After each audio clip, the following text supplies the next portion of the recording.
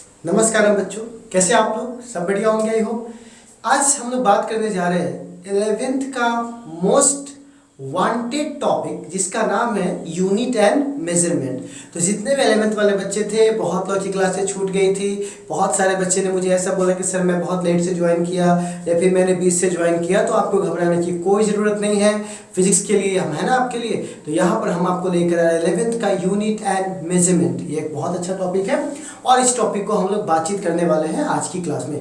तो आज की क्लास में बात करने वाले हैं यूनिट एंड मेजरमेंट का। बहुत सारी चीज़ों को जानना है, इसको क्यों पढ़ना है, क्या कारण है, कितना हमारा जेईई मेंस और नीट तक ये कितना लेवल तक लेके जाएगा, हमारे बोर्ड एग्जाम्स तक हमें कहाँ तक इसको रहना चाहिए, मतलब बहुत सी चीज़ें जानने को है। तो चलिए हम लोग शुरू करते हैं, स्टार्ट करते हैं आज का चैप्टर। Okay start. तो जैसा कि मैंने आपसे कहा था कि आज हम लोग यूनिट एंड मेजरमेंट हम लोग पढ़ने जा रहे हैं। तो आज ये यूनिट एंड मेजरमेंट आज का पहला दिन है। चैप्टर हमारा 2 है एनसीईआरटी के अकॉर्डिंग और क्लास 11th है और यूनिट एंड मेजरमेंट हम लोग पढ़ने जा रहे हैं। ठीक है, तो यहाँ पर देखिएगा यूनिट एंड मेजरमेंट में जो टॉपिक हम लोगों को पढ़नी है उस टॉपिक पे थोड़ा सा एक बार हम लोग डिस्कस कर लें कि कौन कौन से टॉपिक्स हम लोगों को पढ़ना है।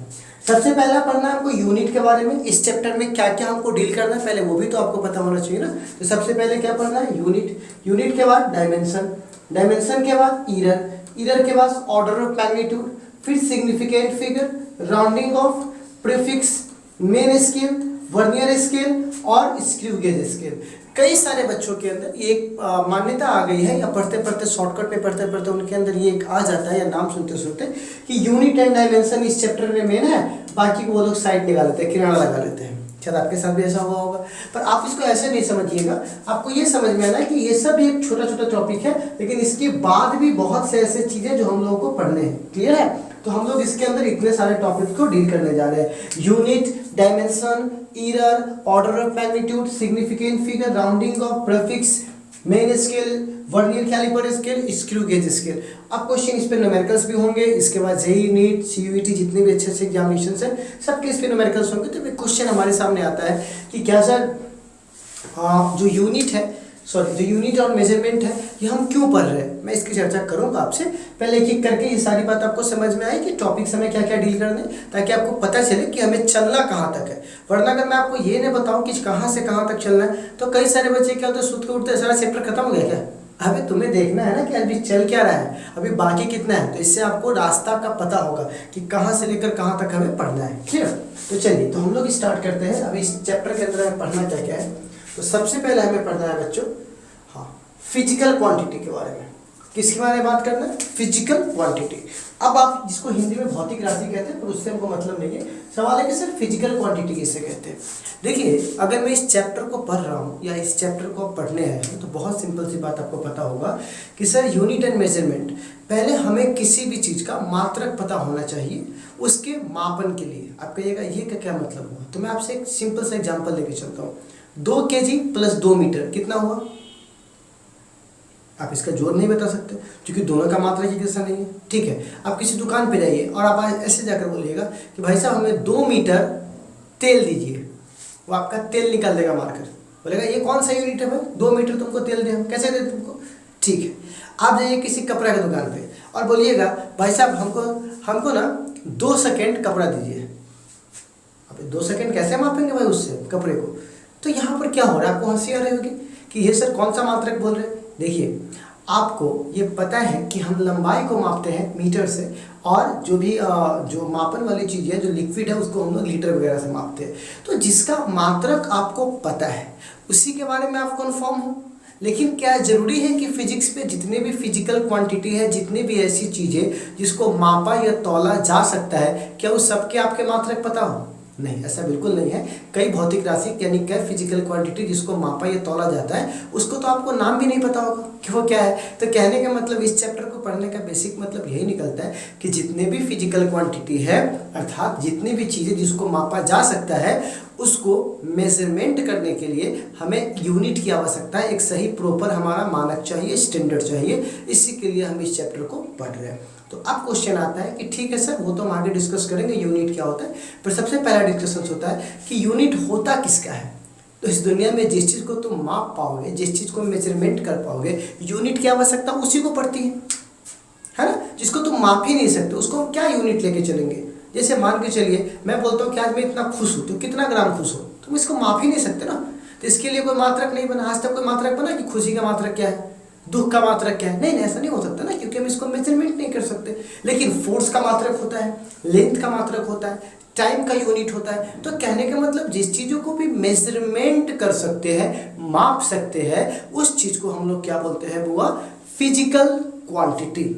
फिजिकल क्वांटिटी कैसे बोलते हैं, जिस चीज को मेजरमेंट कर सकते हैं उस चीज को हम क्या बोलते हैं, फिजिकल क्वांटिटी।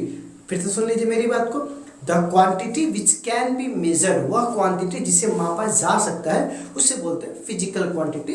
अब सवाल यह आता है कि सर इसको पढ़ाने की क्या आवश्यकता थी, तो मैंने अभी आपको बोला कि मात्रक यानी यूनिट आप लिखोगे किसका, जिसको आप क्या बात कर रहा था कि जिस चीज़ को भी आप मेजरमेंट कर सकते हो, जिसको मेजरमेंट करोगे यूनिट भी उसी का होने वाला है। तो क्वेश्चन आता है कि सर फिजिकल क्वांटिटी क्या है, तो मैंने आपको बोला एक quantity which can be measured, वह क्वांटिटी जिसको मापा जा सकता है उसे क्या बोलते हैं बुआ, इज कॉल्ड, कॉल्ड तो खुद से भी लगा सकते हो ना, इज कॉल्ड फिजिकल क्वांटिटी। वह क्वांटिटी जिसे मापा जा सकता है उसे क्या कहते हैं हम लोग, फिजिकल क्वांटिटी। आप किस किस को माप सकते हो, तो लेंथ को माप सकते हो, मास को माप सकते हो, टाइम को माप सकते हो, फोर्स को माप सकते हो, बहुत सारी चीजों का मेजरमेंट कर सकते हो। अच्छा, किसको नहीं माप सकते हो, अच्छा हैप्पीनेस, हैप्पीनेस को माप सकते हो क्या, कितना खुश हो, नहीं, क्या कोई थर्मामीटर है जो लगा दिया आदमी के अंदर, ले आज इतना ग्राम खुश था, क्या बात है बहुत खुश हो तुम, ऐसा नहीं, खुश तो बहुत होंगे आज तुम, है ऐसा नहीं है। अब आता है सैडनेस, दुख, है ना। आजकल के आज स्टेटस देखोगे ना, मतलब कि सुबह उठ के देखोगे सो होकर, तो दो ही चीज़ मिलेगा, या तो बहुत सारा ज्ञान वाला बात मिलेगा और या तो सैडनेस, है ना। सुबह ज्ञान वाली बात, रात होते तक सैडनेस में बदल जाता है। तो ये जो सैडनेस है, जो दुखपन है, दुखी कौन है, सभी दुखी है ना, दुखी सभी है। किसी को कोई चीज़ मिल जाए तब दुखी है, किसी को कोई चीज़ ना मिले तब दुखी है, तो जिसको मिल जाए वो भी दुखी है, जिसको ना मिले वो भी दुखी है। तो मेन इंपॉर्टेंट क्या है, दुखी रहना। तो क्या है, दुख रहने का भी कोई मापने का कोई साधन नहीं है। उसके बाद फीवर, बुखार। अब आप कई लोग सोचेंगे सर हम बुखार को तो माप सकते हैं, आप क्यों बोल रहे हैं कि ये फिजिकल क्वांटिटी नहीं है। आप बुखार को भी नहीं माप सकते, आप टेम्परेचर को माप सकते हो लेकिन बुखार को नहीं माप सकते हो। तो याद रखिएगा फीवर फिजिकल क्वांटिटी नहीं है। पर कई लोग को ऐसा सुनते हो गाँव वगैरह में, लगा रहा थर्मामीटर बुखार मापिए कर, तो ये बुखार नहीं मापते, आप टेम्परेचर माप रहे होते हैं। क्लियर है। तो कहने का मतलब ये हुआ कि आई थिंक आपको समझ में आ चुका होगा कि फिजिकल क्वांटिटी क्या है और फिजिकल क्वांटिटी कौन कौन सा क्वांटिटी नहीं है। खैर, अब आता है कि फिजिकल क्वांटिटी होते कितने प्रकार के हैं। तो देखिए बुआ, फिजिकल क्वांटिटी दो प्रकार के होते हैं, ठीक है। एक को बोलते हैं फंडामेंटल और एक को बोलते हैं ड्राइव। अब बताइए फिजिकल क्वांटिटी कितने प्रकार के हैं। फिजिकल क्वांटिटी दो प्रकार के हैं, एक को बोलते हैं फंडामेंटल, दूसरे को बोलते हैं ड्राइव। आप कहिएगा ये दोनों चीज़ क्या है, पर वापस समझा दीजिए। देखिए बच्चों, कुछ ऐसे क्वांटिटी है जो दूसरे का निर्माण करते हैं। मतलब जैसे एक बात बताइए, हमारे यहाँ बहुत बेसिक से तरीके से बताना चाहूँ तो हमारे यहाँ कुछ क्रॉप्स, मतलब कुछ खाद्य सामग्री उपजते हैं, जैसे कि चावल, धान, गेहूँ और भी बहुत सी चीज़ें, मक्का, ये सब चीज़ें उपजती है।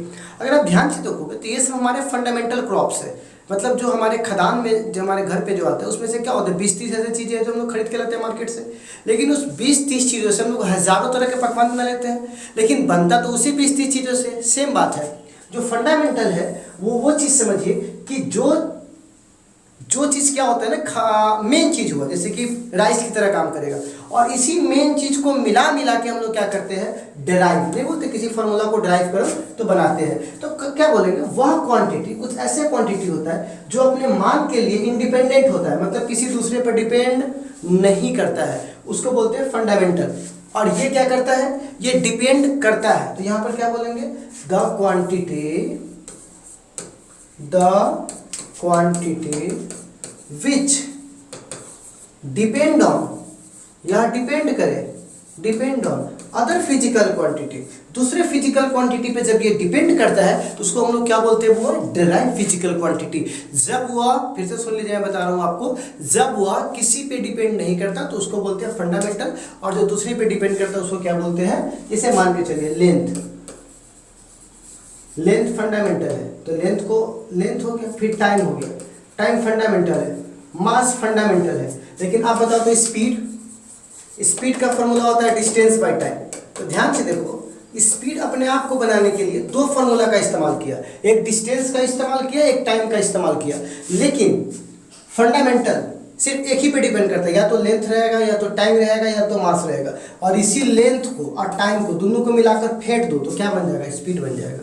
ठीक है, तो ये अपने मान के लिए दूसरे पर डिपेंड नहीं करता, लेकिन ये अपने मान के लिए दूसरे पर डिपेंड करता है। क्लियर हो गया? तो खैर हम लोग आगे बढ़ते हैं। ओके, अब सवाल आता है कि सर यूनिट किसे कहते हैं? तो जरा ध्यान से देखिएगा। हाँ, यूनिट को हिंदी में हम लोग इकाई कहते हैं, जैसे आप लोगों ने पढ़ा होगा इकाई। पर सवाल आता है कि सर यूनिट क्या है? देखिए बहुत सिंपल सी बात है। मैं आपको कुछ एग्जांपल्स दूंगा, कुछ उदाहरण